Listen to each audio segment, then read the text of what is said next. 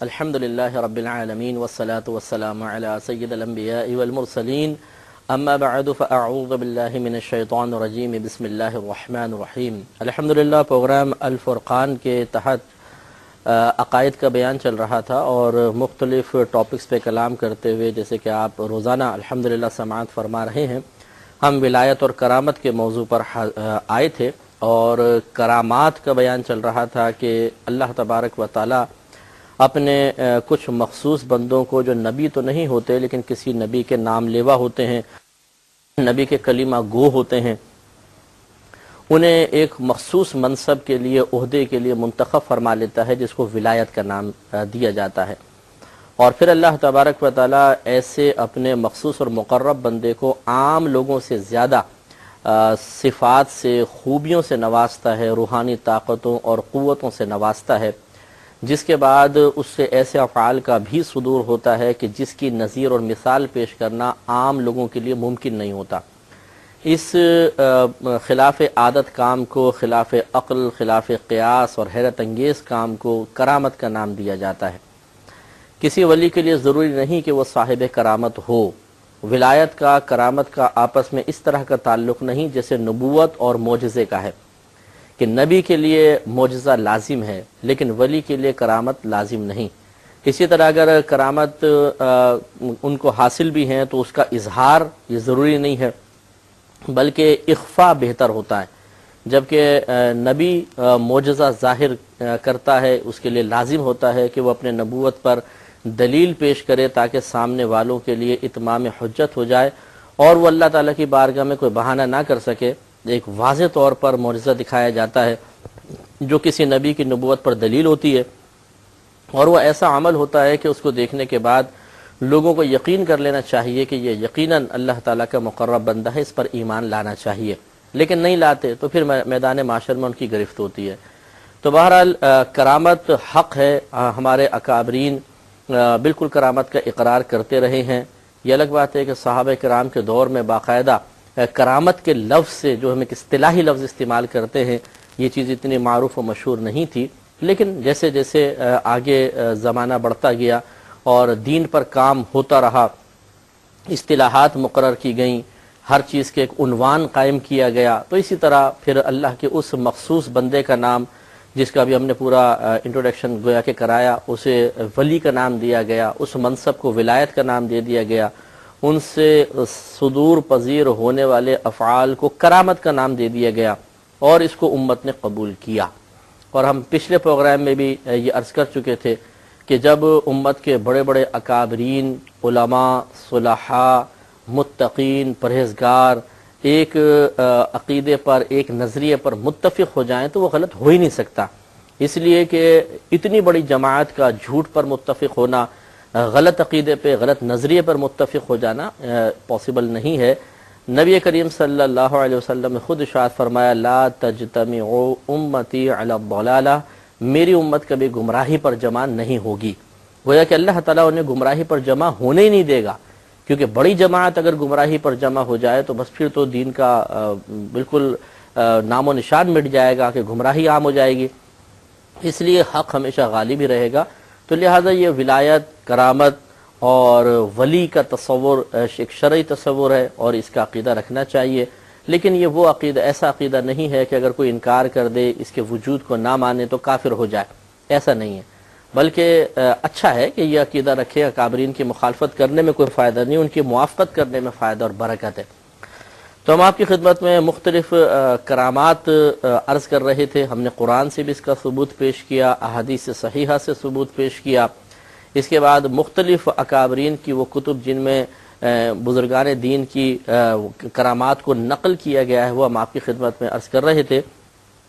تو پچھلے پروگرام میں نے خلفائے راشدین کی کچھ کرامات عرض کی تھیں، آج مختلف اولیاء اعظام کی کرامتیں جو کتب میں درج ہیں وہ تھوڑی سی میں عرض کروں گا، اور پھر ہم ایک یا دو پروگرام کے بعد انشاءاللہ ایمان اور کفر کے موضوع پر پروگرام کا آغاز کریں گے اور اس میں مکمل طور پہ ایمان اور کفر کے بارے میں بحث ہوگی۔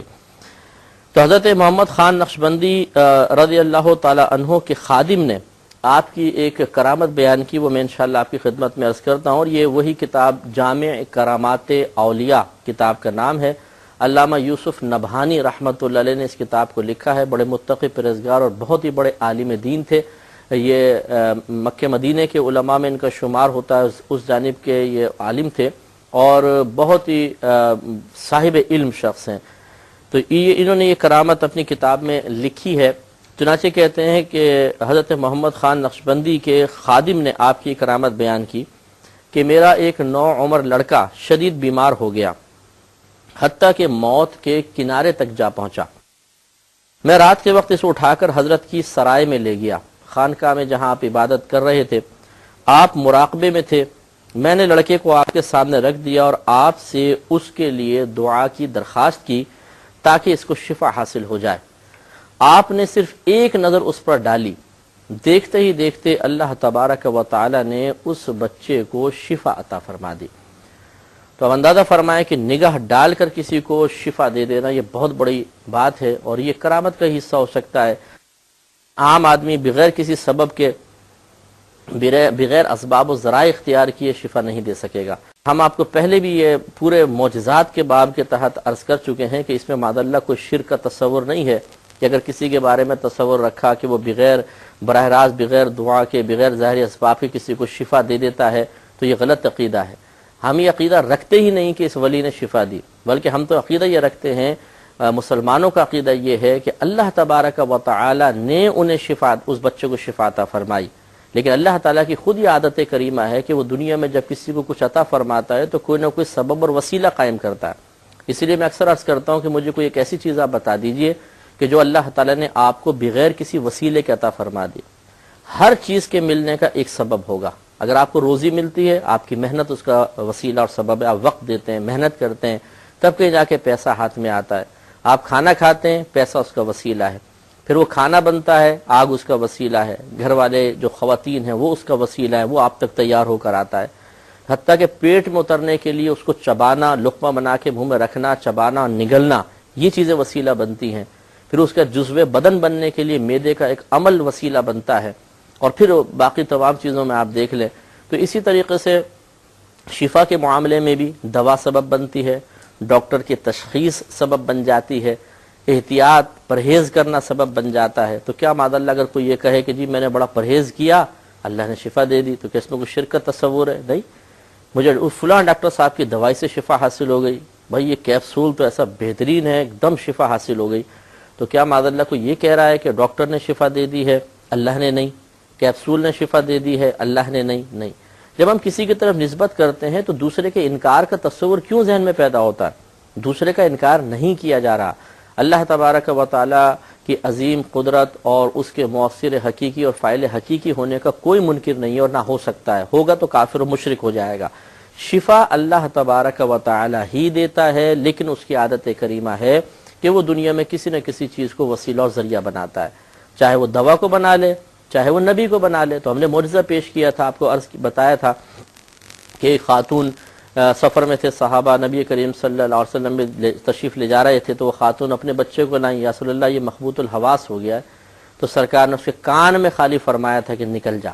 تو وہ بلا جو بھی اس پہ تھی، جن تھا کوئی بھی تھا، وہ غائب ہو گیا. اور جب وہ صحابہ فرماتے ہیں ہم واپس آئے تو وہ بچہ ہنسی خوشی کھیل رہا تھا، بھاگتا دوڑتا پھر رہا تھا. اسی طرح حضرت ابو ہریرہ رضی اللہ تعالی عنہ کو جو نبی کریم نے قوت حافظہ عطا فرمائی، کوئی ذریعہ سبب تو اختیار نہیں کیا، یہ کوئی معجون مرکب دے دی ہو، کوئی بادام پستے کھلائے ہوں، اصلی گھی کھلا دیے ہوں، سر کی مالش کو مشورہ دیا ہو، ایسا تو نہیں تھا. سامنے چادر بچھائی، جو اللہ نے چاہا پڑھا، فرمایا سمیٹ لو، سمیٹا، قوت حافظہ حاصل ہو گئی. تو یہ کوئی معاذ اللہ شرک، ان میں شرک کا شائبہ نہیں ہو سکتا، اس لیے کہ تمام امور کے پیچھے ایک عظیم ذات کے افعال کار فرما ہے اور وہ ہمارا رب کریم ہے. اس کی قدرت پہ کس کو شبہ ہو سکتا ہے؟ اس کے کمال پر کس کو شبہ ہو سکتا ہے؟ یہ چیزیں تو وسیلے اور ذریعے ہیں. لہذا بالکل کوئی ذہن میں غلط تصور قائم نہیں ہونا چاہیے.